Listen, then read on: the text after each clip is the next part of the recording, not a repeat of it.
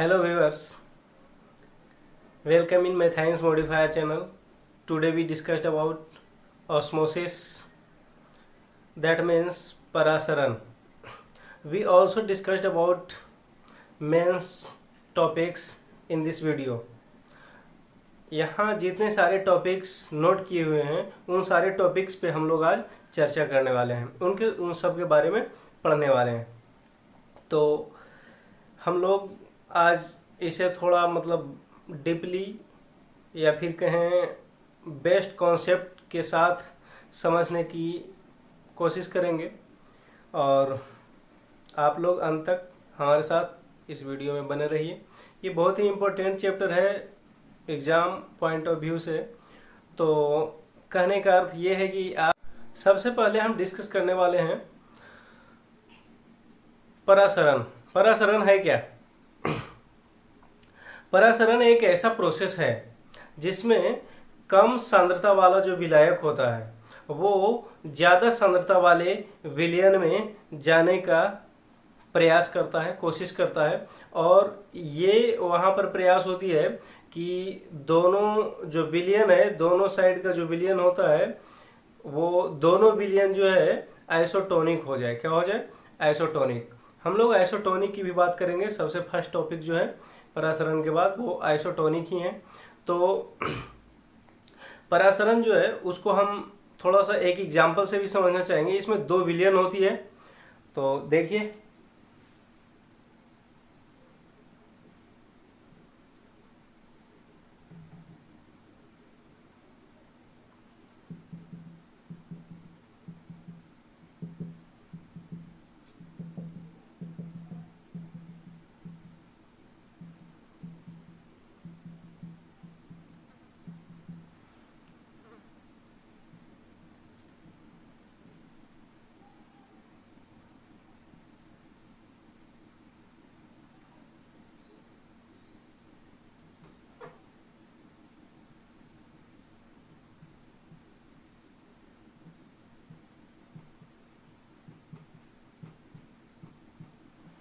इधर ज़्यादा सांद्रता वाला विलयन है और इधर कम सांद्रता वाला विलयन है। तो देखते हैं होता क्या है। कम सांद्रता वाला विलयन का मतलब ये हुआ कि इसे भी थोड़ा सा डिस्कस कर लेते हैं। 1 लीटर और 1 लीटर दोनों ही 1 लीटर वाटर में वाटर का विलयन है, पर इसमें जो है 300 ग्राम सॉल्ट जो है वो मिक्स्ड है। ठीक है। और इसमें जो है 500 ग्राम सॉल्ट जो है वो मिक्स्ड है। ठीक है। इस प्रकार से 1 लीटर पानी में 300 ग्राम सॉल्ट जो है मिक्स है और दूसरे सॉल्यूशन में 1 लीटर पानी में 500 ग्राम, एक में 300 ग्राम और एक में 500 ग्राम। तो 300 ग्राम वाला जो है कम सांद्रता वाला विलयन होगा और 500 ग्राम में ज़्यादा सांद्रता वाला विलयन। और बीच में जो आप कटिंग लाइन देख रहे हैं ये जो है अर्धपारगम्य झिल्ली हिंदी में बोली जाती है। क्या बोली जाती है? अर्धपारगम्य झिल्ली। इसी को इंग्लिश में सेमी परमिएबल मेम्ब्रेन भी बोला जाता है। क्या बोला जाता है? Semi permeable membrane. लिख दे रहा हूँ।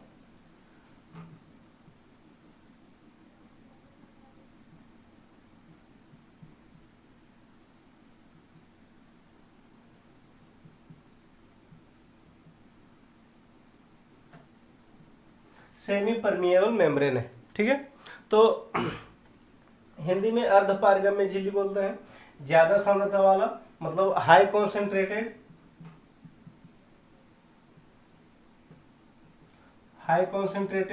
और low concentrated. 2 types of solution is present here in this pot या फिर बॉल बोल सकते हैं। तो इसमें बीच में सेमी परमिएबल मेम्ब्रेन लगी हुई है। इधर जो है लो कॉन्सेंट्रेटेड सॉल्यूशन रखा हुआ है। तो इसका जो सॉल्वेंट होगा, विलायक, वो जो है हाइयर की तरफ क्या करेगा? मूव करेगा। इसके जो सॉल्वेंट के पार्टिकल्स होंगे वो हाइयर की तरफ क्या होंगे? मूव करेंगे। और लास्टली ऐसा होगा कि ये जो सॉल्यूशन है वो आइसोटोनिक हो जाएगा। ठीक है, दूसरी तरह से इसका एक और एग्जांपल हम लेते हैं।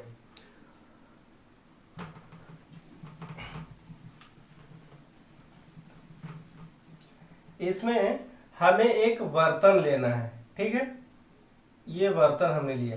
ठीक, इसमें ये जो है एक रेजिन डाला हुआ है। रेजिन आप लोग समझ रहे होंगे, किशमिश को बोला जाता है। एक किशमिश इसमें डाला हुआ है और इसमें जो है थोड़ा सा low concentrated according to resin, resin के इंटरनल कॉन्सेंट्रेशन से लॉ कॉन्सेंट्रेशन वाला सॉल्यूशन इसमें डला हुआ रहेगा।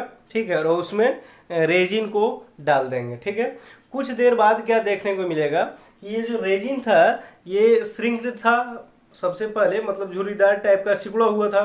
बाद में फिर क्या होता है, कुछ देर आफ्टर सम टाइम्स क्या होता है कि ये जो रेजिन है ये फूला हुआ हो जाता है, मतलब अंगूर के दाने के जैसा, अंगूर के दाने के जैसा हो जाता है, देखने को मिलता है। आखिर ये होता कैसे है, तो लॉ कॉन्सेंट्रेटेड जो होती है, मतलब वाटर जो होती है, विलायक, वो जो है रेजिन के अंदर चली जाती है, जिसे अंतःपरासरण भी बोलते हैं, जो हम आगे भी डिस्कस कर लेंगे।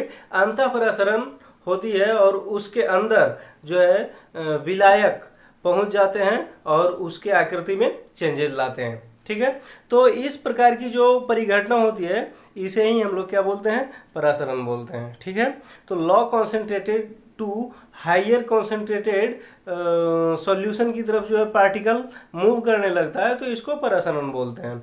तो परासरण को हमने अच्छी तरह से समझा।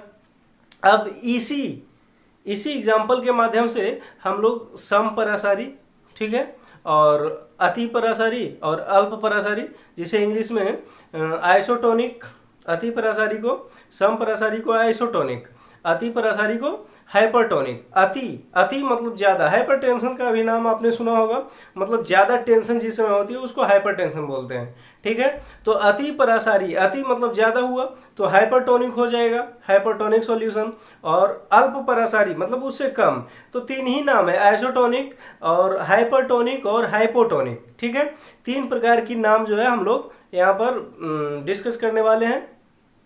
तो ये तीनों नाम में यही अंतर है। हाइपर का मतलब, आइसो का मतलब सम हो गया, आइसो का मतलब सम हुआ, हाइपर का मतलब ज़्यादा, और हाइपो का मतलब कम।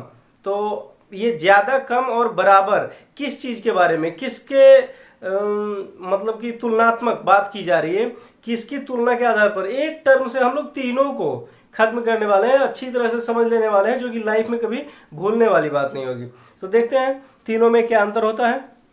तो ये जो रेजिन है, रेजिन के अंदर जो है कॉन्सेंट्रेशन जो है उससे कम कॉन्सेंट्रेशन अगर है, कम है, बाहर का कॉन्सेंट्रेशन कम है, जो बात अभी हमने की थी कि बाहर का कॉन्सेंट्रेशन कम होना चाहिए, तो कम होने वाली स्थिति में क्या हो जाएगी, अल्प परासारी होगा। क्या होगा, अल्प परासारी, दैट मीन्स हाइपोटोनिक। क्या होगा, hypo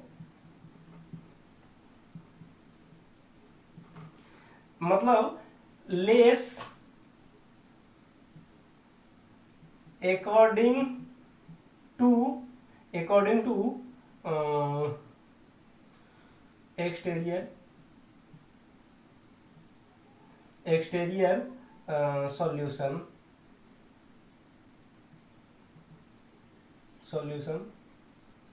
less according to interior या रेजिन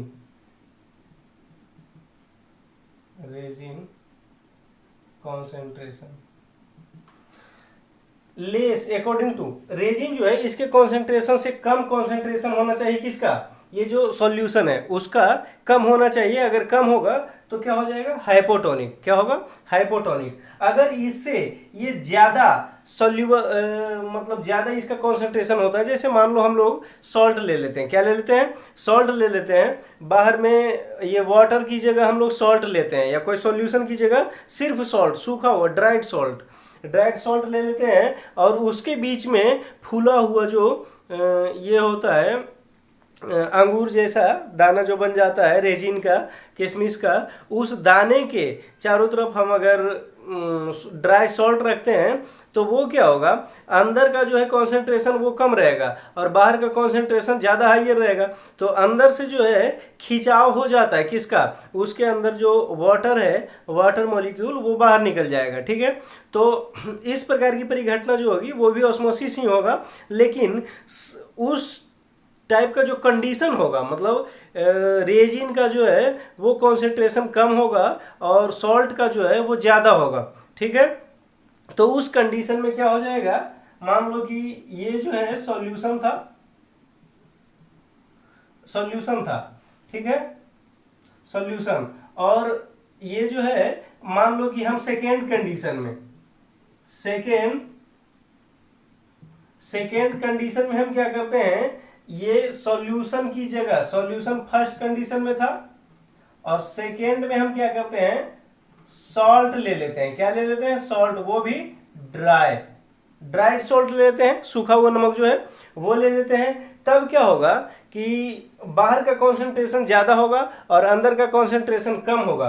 तो बाहर का इसके अकॉर्डिंग, ये जो बीच में रखा हुआ रेजिन, उसके अकॉर्डिंग अगर कॉन्सेंट्रेशन बाहर कम है तो हाइपोटोनिक, अगर ज्यादा है तो हाइपरटोनिक। जैसा कि हमने अभी जस्ट बोला था, ज्यादा का मतलब हाइपर होता है, और आइसो मतलब अगर दोनों का बराबर है तो उसको क्या बोला जाता है, आइसोटोनिक। जिसका एग्जांपल हम लोग समझ सकते हैं, मान लीजिए कि फूला हुआ रेजिन है, ठीक है, फूला हुआ रेजिन है और उसको हम फिर से वाटर के अंदर रखते हैं तो क्या होगा, कुछ भी नहीं, जो उसका कंडीशन था सेम कंडीशन रहेगा, चाहे कितनी भी देर बाद हम उसको निकालें।